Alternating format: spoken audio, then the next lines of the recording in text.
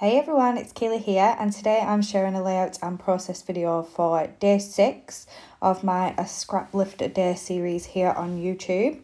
I have linked in the description below Rebecca's Instagram. She's going to be joining me this month with a Scraplift a Day over on Instagram. Now today's Scraplift is in the top right hand corner, and I've also added the link in the description below so you can go and check that out.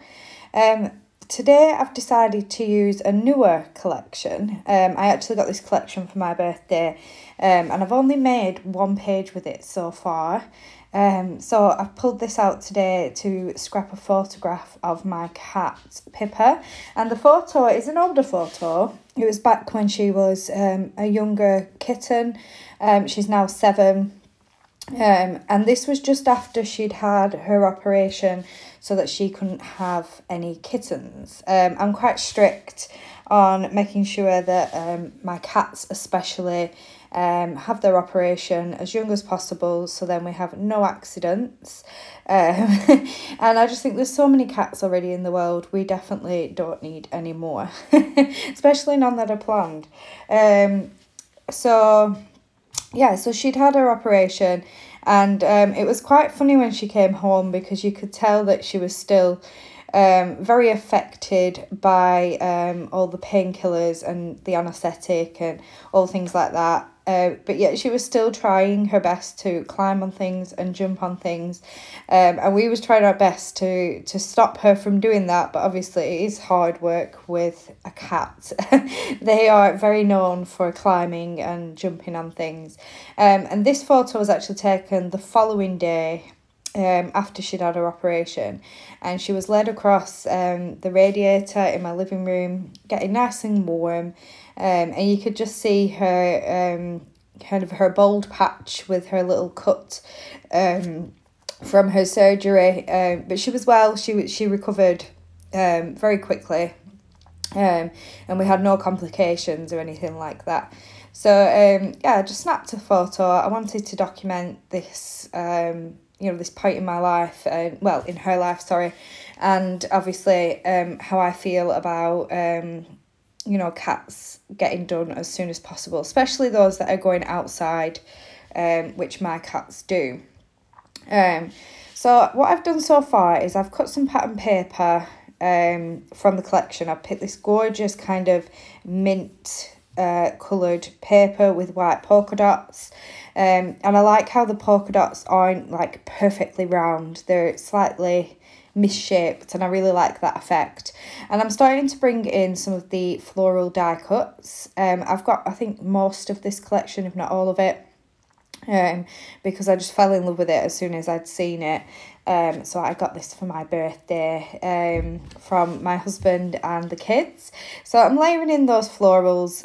Like on the original layout, there's a cluster of florals at the top, a cluster of florals at the bottom, and a small cluster to the side of the photo. Now my cluster to the side of the photo does grow, and you'll see that further on into the layout. But at the minute I'm just picking out what florals I want to use. I want to pull in quite a lot of the colours that are in this collection. I don't want to just stay with the minty tone. I want to bring in lots of other colours that are in the collection, and florals is a great way to do this. Now my photo is positioned roughly the same as on the original layout, and I will leave quite a large space at the bottom so that I can add my journaling piece onto there like on the original layout as well. Just building up those clusters, trying out different kind of sprigs and leaves and tucking them in. And what I will do before I stick all these florals down, I will trim down the white border a bit. Now I do like a bit of a white border on my die cuts. I do like that look. I know some scrapbookers prefer to cut the whole border off, but I do like a very small thin border around my florals and die cuts and things. So I do trim it down. And it just, to me, I feel like it looks a little bit better on the page, and they don't seem to grab your attention as much when that border is a lot smaller. I understand that obviously a lot of manufacturers need to leave those big borders on for the cutting process, but I do enjoy fussy cutting, so it's not like it's hard work for me. I do enjoy it. So I'm pulling in the die cuts now. These are the Icon die cuts. I got both packs. And I'm just seeing if there's anything I'd like to use on this page. Now I have cut down one of the cut apart sheets, so I've got quite a few of the cut aparts added in here. There's lots of little phrases, labels and things like that.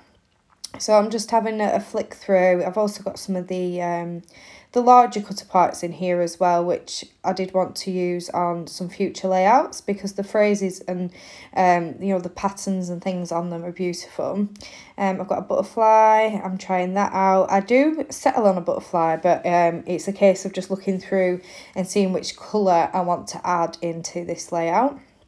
I'm going to tuck one of these cut apart labels behind my photo. On the original layout, she's used a large tag.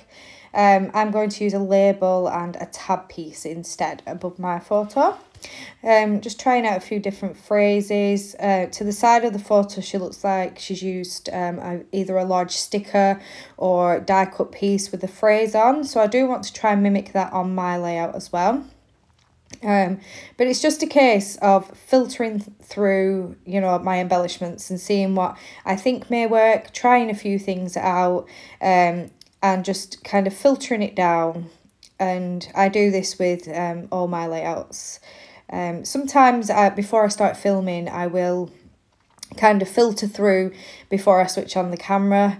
But generally when I've got quite a new collection, I like to see a bit of everything so that I can get a real feel for the collection as I'm flicking through.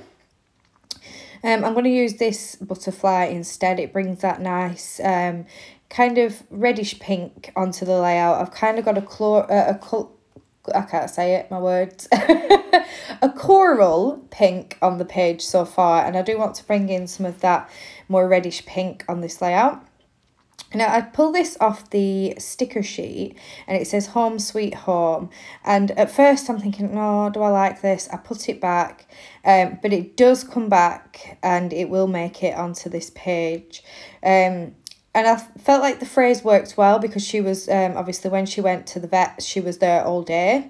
They kind of have like a pick up and drop off time. So because they have to transport the animals to a different vet's to do the surgery. So I had to wait all day to get that phone call that I could come and pick her up. And it was definitely, I was waiting by the phone. I was like a worried mother, definitely waiting for Pippa to come home.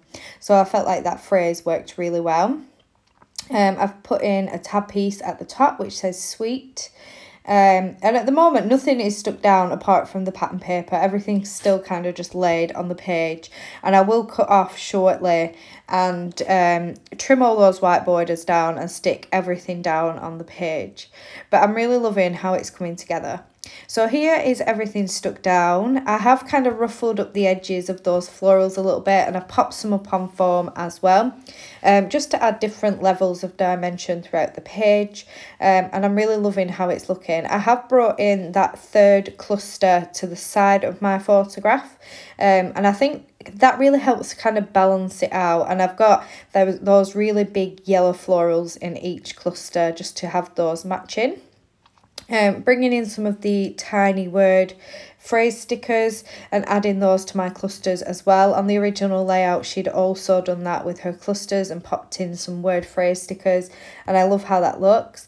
I've pulled in one of those gold hearts, and they're kind of like cushiony, and I thought that's really cute, and I added that to the cluster. I only used one on this page because you don't get many, so I didn't want to use them all up on one layout.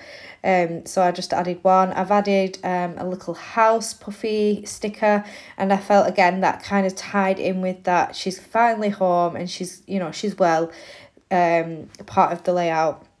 So I'm pulling in some tiny little hearts. These are from the clear stickers.